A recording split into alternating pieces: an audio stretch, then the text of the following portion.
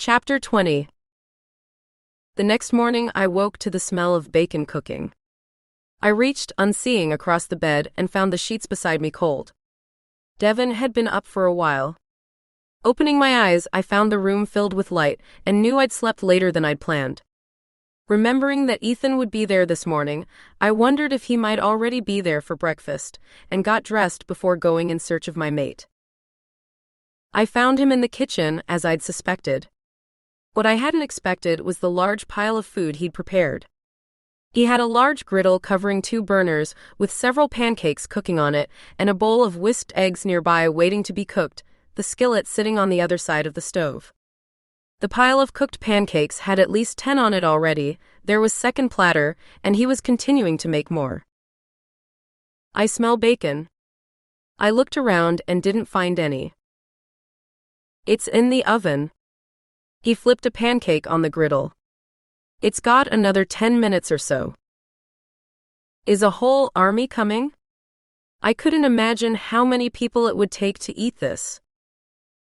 Nope, just Ethan. He should be here any time if you want to get dressed first, he said without looking at me. I thought ahead, but I'll go wash my face and do something with my hair. I shuffled back to the bedroom. About 20 minutes later, I walked back to the kitchen, my hair still wet from the shower I'd opted for at the last minute, but I felt worlds better. I found Ethan sitting at the small table from my apartment. Devon was pouring the eggs into the skillet and starting to scramble them. Sit down, Devon said. The eggs will be ready in a minute. Instead, I dug plates and flatware out of the cabinets and put them on the table, gathering the rest of the things we'd need to eat, while Ethan and Devon talked about their team. I know Gabriel and Terry are the primaries on Bill, but who else is on his detail? Devon asked while stirring the eggs in the skillet. Gavin Waters and Caden Bradley are cleared for the detail, but only serve when one of the others needs time off. Tell me what it takes to be cleared for Bill's detail. Top 20% of the team, clean background, and, here's the hard part, the Anikitos Trust. Devon's brows lifted. The Anikitos Trust? That's a pretty common one. Most packs require the Anikitos Trust to be on his security team. Our pack differs in some things. One being that I've required is all enforcers must have a clean criminal record to get on the team. Devon nodded, stirring the eggs in silence for a moment. Tell me how one of them earned his trust. I'm assuming you know. I know a couple, but a couple have been around longer than I was Theron. Tell me. Gabriel's pretty new to the team and the pack to be on the Anikitos team, but before the Anikitos took over here, Bill was an enforcer himself. Ethan spoke to both of us. Finding out that Bill had once been an enforcer didn't surprise me, though I couldn't picture him as one now. He worked for a pack a couple of hours from here, Ethan continued. Let me guess, I said. Visby area. Ethan raised his eyebrows. How did you know? That's where Gabriel's from. It was an educated guess. I shrugged. Anyway, the Anikitos knew Gabriel growing up, knew what kind of kid he was. I've heard he actually helped train Gabriel when he was young. When the Anikitos heard Gabriel was looking for a position on a team, he called and told him to come try out. Gabriel wouldn't stop fighting until he had made the top 20%. The Anikitos immediately had him put on his team. Devon dumped the steaming eggs into a bowl and brought them to the table. Help yourself. He sat and reached for a plate of pancakes to serve himself. We passed the dishes around, and I was surprised when the men ate with the same single-mindedness I did. I hadn't thought that they might be as hungry as I was. After eating, I tried to help clear the table, but Ethan got up and helped instead, insisting that I stay where I was. You did enough yesterday, rest, Devon insisted as he made swift work of loading the dishwasher. When the table was clean, Ethan and Devon pulled out their folders, and we spread everything out on the table as we went over each piece of information. All right. Annie first. Devon sorted through a stack of folders and pulled one from the pile. Ethan did the same with his files. Each opened his and they flipped through the pages. I have the autopsy report, Devon said. It confirms bruising from fists 3 different sizes. Measurements tell us that they're average male or large female for all 3.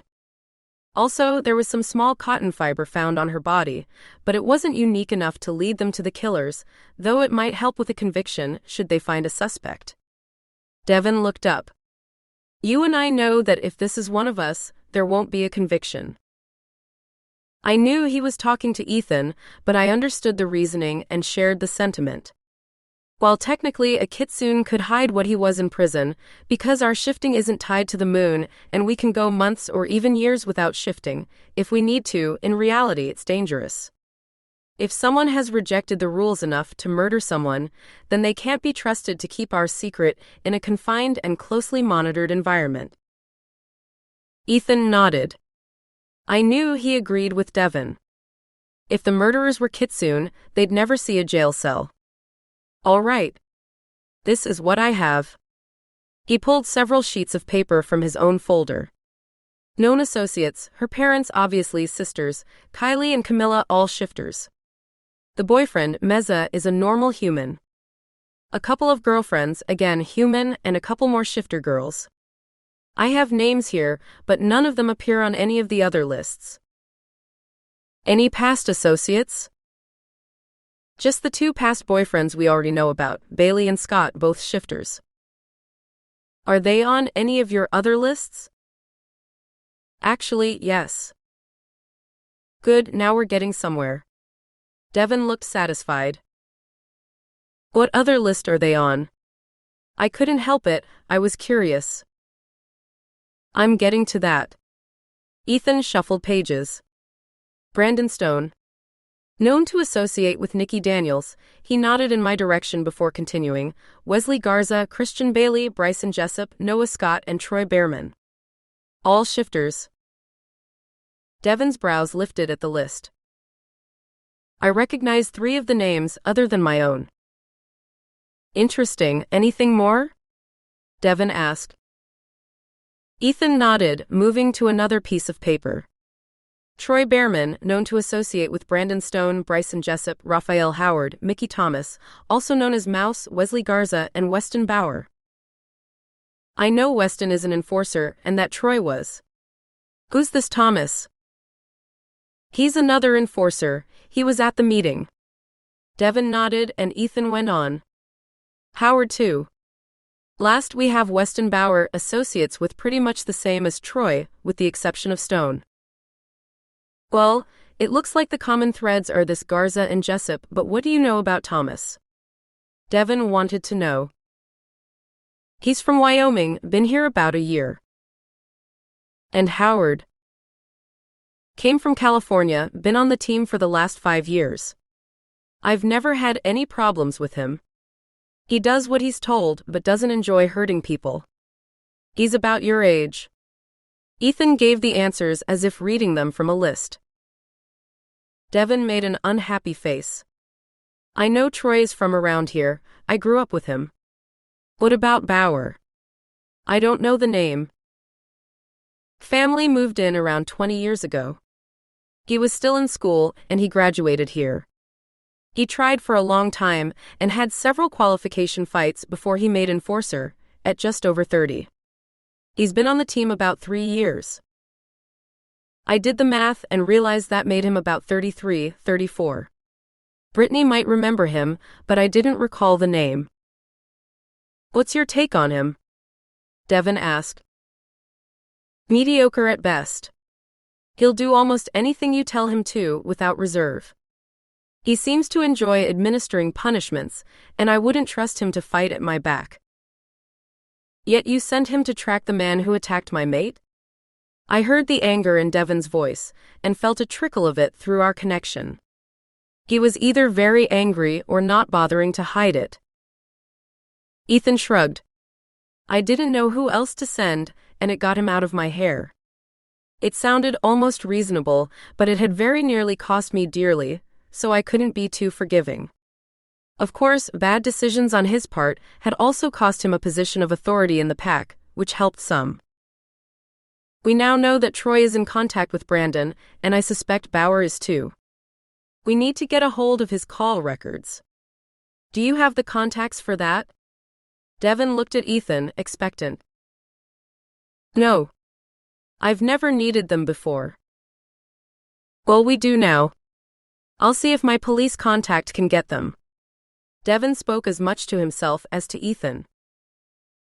I understood Devon's not sharing Rain's identity with Ethan, and I agreed. Ethan had not used his knowledge well recently. I'd hate for Rain to get hurt because of another poor choice on Ethan's part. If he can't help, I'll need to find someone who can hack the system. I want more information on Thomas and Howard too. Devon looked at Ethan as though he expected Ethan to tell him he knew someone we could use, but Ethan remained silent. Have you heard from Bauer since he let you know Brandon had been in Sweetwater? Not a word. Ethan said. Did you tell him I'd taken over as Theron? Yeah, I told him he'd be reporting to you. Ethan looked down at a folder. Have you tried to contact him? Yeah, but I haven't been able to reach him. He shuffled through several sheets of paper. He doesn't answer calls, that's not unusual, but that he's not returning them is. Ethan shrugged. Take a step back and look at things from my point of view. Devon held up a fisted hand, thumb in the air. You don't trust him, wanted to get rid of him for some reason, trust your instincts here. He flipped up another finger. He's always just a little behind Brandon, never really close. A third finger joined the others. He's a known associate of 2 of the 3 people who spent time with Brandon. While we can't prove did also, but it's suspicious. Another finger lifted. Once you told him that I'm the new Theron, he drops out of contact. None of this on its own is damning, but it adds up. I don't know how I didn't see it. I'm not certain, but call records will tell us for sure. Tell me why you sent Troy with us to Texas. Devon leaned back in his chair, waiting for Ethan to speak. The Aniquitos told me I'd need to send an enforcer with you.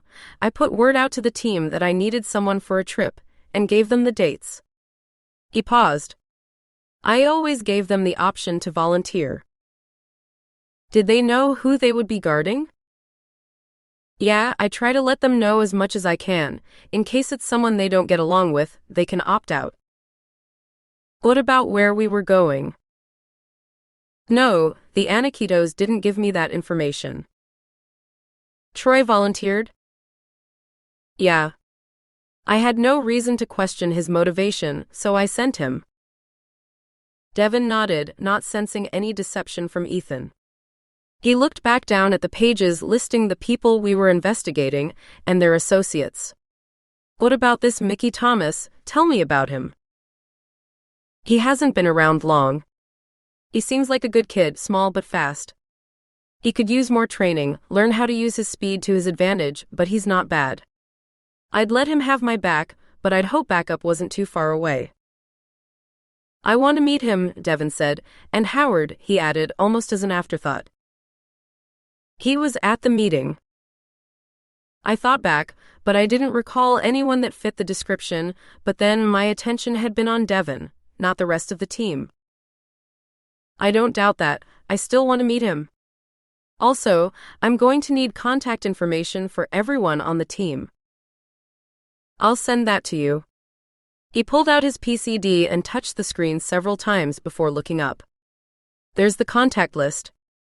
It has everything including West and Troy's numbers, though if they're smart they've ditched their devices and gotten new ones. If they're smart, Devon agreed, though his tone said he wasn't sure they were that forward-thinking. They went over the information that Devon wanted one more time, then Ethan left. After Ethan left, I walked through the house thinking about what we'd learned. The longer I thought about it, the more restless I got.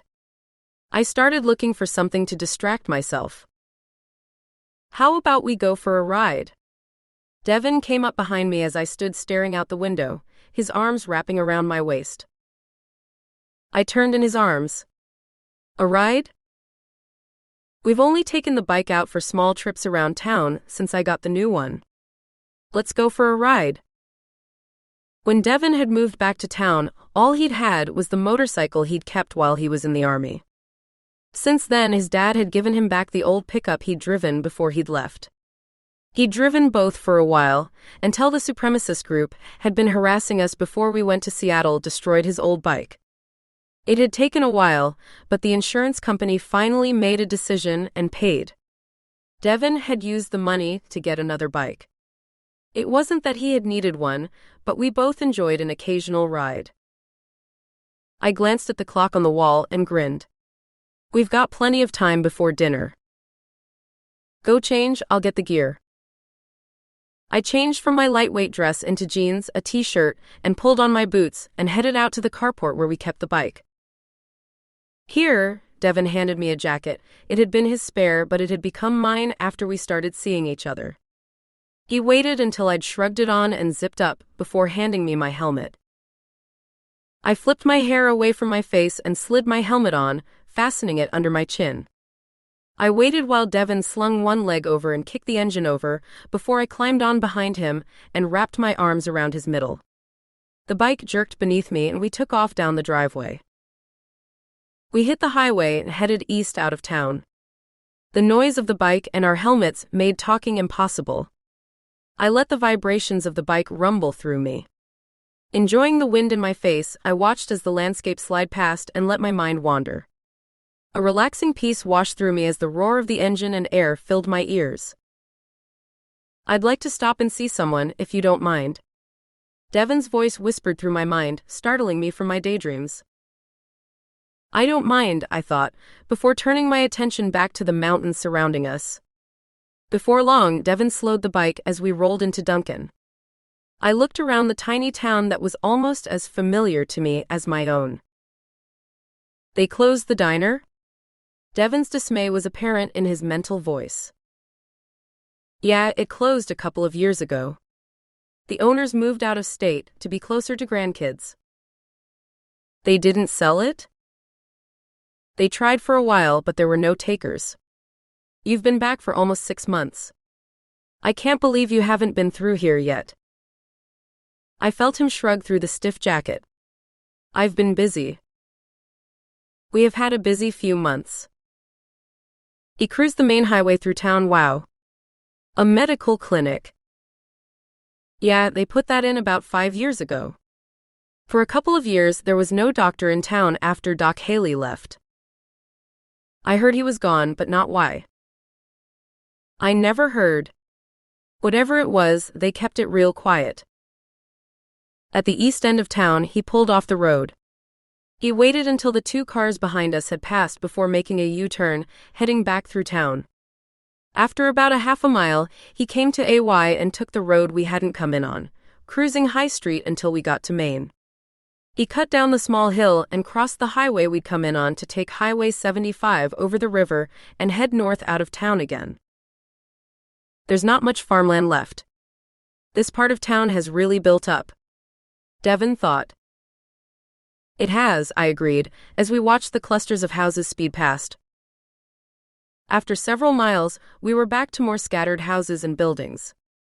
Maybe 20 minutes after crossing the river, Devon directed the bike off the highway and onto a narrow paved road that ran almost parallel. Another couple of minutes passed before he pulled off the pavement and into a driveway. He killed the engine and waited for me to climb off before dismounting himself and propping the bike up in its kickstand. I pulled my helmet off and held on to it. Just leave it here. No one will mess with it. He hung his own on one handlebar. I did and followed as he went to the door. Devon knocked and we waited on the front porch. I knew before the door opened that I was about to meet another kitsune. From the scent, I could tell that whoever lived here was a pack member. I could pick up the familiar odor that was unique to our group. Before I'd had a chance to finish processing the new scent, the door opened, revealing a woman who looked to be in her 80s. Devon Wilson. You wait months to come out here, and then you stand on my front porch like company. She started in on him right away, never even glancing at me. If I hadn't come to your parents' place, I bet this would have been the first time I've seen you since you came home. I'm sorry, Grammy, I've had a lot going on. I turned on Devon, my jaw slack with surprise. You brought me with no notice and dressed like this to meet your grandmother? I couldn't stop myself from adding to her chastising. Color rising in his face, he shrugged and turned back to the old woman. I brought someone to meet you, Grammy. She looked at me a moment. Why are we standing out here, boy? Come inside where it's comfortable. She led us into the house and into a cozy room with a sofa and a couple of recliners. She sat in one of the recliners and then motioned to the sofa. Sit, she told me before turning back to Devon. Mind your manners. Get the girl something to drink. Yes, ma'am. He glanced at me and I heard his voice in my head as he left the room. Don't worry, she's all bark and no bite, but don't let her bully you. She'll respect you more for standing up to her. As soon as Devon was out of the room, she spoke again. Who are you and just why are you sleeping with my grandson? I didn't know quite how to respond. If Devon hadn't told her that we're mates, should I? I'm sorry, but I don't think that's any of your business. I kept my voice firm but my tone respectful. I didn't want to get on his family's bad side before we were even married. Of course it isn't. She seemed undaunted. One of the advantages of getting old is that I get to ask the rude questions and see if people will answer them. She seemed to soften a bit. I take it you're the Nicki I've heard so much about? Probably. I was leery of what exactly she'd been told, but since I don't know what you've been told, I don't know how much is true. I hear you're the reason he can finally shift. Her tone was almost accusing, as if she didn't really believe it. True. I continued after a moment, but only because I seemed to be the only one with the specific combination of gifts that made it possible. It was his choice to try and I couldn't have done it on my own. Alexis helped. She watched me in silence for several seconds, her eyes shrewd in the wrinkled face. You've been dating him for several months now? I nodded, but before I could figure out what to say, Devon came back carrying 3 large glasses filled with what appeared to be iced tea. Grammy, I hope you're being nice to Nicki? Not grilling her or anything? He shot me a look that told me he knew that was exactly what she'd been doing. How else am I supposed to find anything out, dear? It's not like you tell me. Devon handed her a glass. Come on, Grammy. I know Dad told you, and if he didn't, Mom did. Sweet? She asked, taking the glass. Of course, even after being away for a while, I didn't forget how you like your tea. Now stop trying to bully Nicki. He handed me a glass. With the third in his hand, he sat beside me and laid his arm along the back of the couch behind me. I watched the exchange in silence, gently sniffing the tea before taking a long drink. Devon noticed and gave me a funny look. I wanted to be prepared if there was sugar in it. I sent him. I know you don't care for sugar in yours. I know, but I didn't know if she sweetens it when she makes it, and you didn't have a choice. Without thinking about it, I moved in my seat, turning slightly and leaning back against him. He dropped his arm from the back of the sofa to wrap around my shoulders. Grammy, you know Nicki and I are getting married, stop pretending you don't. I'm certain Mom is telling everyone she can get to stand still long enough. Of course I know. She gave him a wry look. Your mother won't shut up about it. How wonderful it is that you're finally home, not that I disagree with that part. She gave him a fond smile. And how disappointing it is that you won't let her turn your wedding into a full-blown extravaganza. She rolled her eyes. Good for you, by the way, for putting your foot down. I love your daddy, but he's let her do whatever she wants for too long, and sometimes she just gets carried away. You're gonna be there, right? He asked. She scowled. Of course I will. Do you think I would miss my favorite grandson's wedding? Devon grinned. Now what's this I hear about you being our new Theron? Color flooded his face again. It's true, but it wasn't intentional. Tell me what happened. I felt him take a deep breath before starting. I lost my temper. He told her the whole story about my being kidnapped in Seattle and the attempt in Texas, then the fight after we got back, finishing with, "So now I'm Theron." It's about time we have someone with more than people management skills. I don't know how Ethan landed it in the first place. Either way, I've asked him to stick around and to be my second. He's helping me learn the ropes and the rest of the team. What about that girl, the one who was killed a few weeks ago? She was one of us. I know, Grammy, we're looking into it. I've got an inside man at the police station, and we just got access to what they have last week. We finally got someone on the police force? Who? He's not part of the pack, but he knows about us. He's agreed to help us in any way he can. How does he know about us? How do you know we can trust him? She was instantly suspicious. He's my brother, I said. Her eyes narrowed. You told your family? Some, but not Rain, he already knew. And I didn't tell them without Bill's permission. I was defensive. I trust him, Grammy, not just at my back, but I trust him to take care of Nicki. She was clearly surprised. I knew Mom would tell you about the wedding, but I asked her to let me tell you the rest. Devon steered the topic away from my family. The rest of what? She asked. Nicki and I are mated. I thought it was likely. You went from resisting the idea so hard to jumping in feet first. I figured genetics might have something to do with your change of heart. That was some of it, but there's more. More? We aren't going to be a family of two for long. The baby's due in the spring. You didn't get mated because she's pregnant, did you? Her tone was cautious. That was starting to fall out of fashion when I was your age. No. I'd already asked her to marry me before we found out she was pregnant, though it did make us move a little faster than we might have otherwise. I guess I can accept that. You two are the ones who have to live with it, not me. The clock on the wall caught my eye. Dev, the time.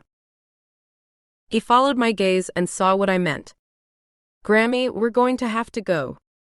Nicki's family has Sunday dinner together every week, and if we don't head back, we'll be late. All right, but you have to come back soon. We said our goodbyes, climbed back on the bike, and headed back out to the main road. Devon took a left at the highway and continued in the direction we'd been going earlier. I watched as more fields sped past and then faded into hills. The highway rolled through several small hills, making the bike lift and fall like a roller coaster. We got to the crossroads that was, for some reason, called three-way, despite the fact that there were 4 roads leading away from it. I saw several familiar sights: the old store, the Forest Service station, and farther back, the giant screen of the old drive-in theater. Devon made another left onto the highway that would take us toward home. I let my mind wander as the creosote and mesquite sped past. For reasons I don't fully understand, I thought of everything we had learned about Annie in the last few weeks. We had found out a lot about her life, her friends and family, as well as her brutal death. I was only beginning to realize how much she and I had in common. As I enjoyed the wind in my face and the rumble of the engine beneath me, I started going through the list. We'd gone to school together, but that was long ago. Was it even a factor? We are both 26, but there are probably 200 other women in the area the same age. That couldn't be it. Not only that. We were both kitsune, which from the looks of things was likely part of it.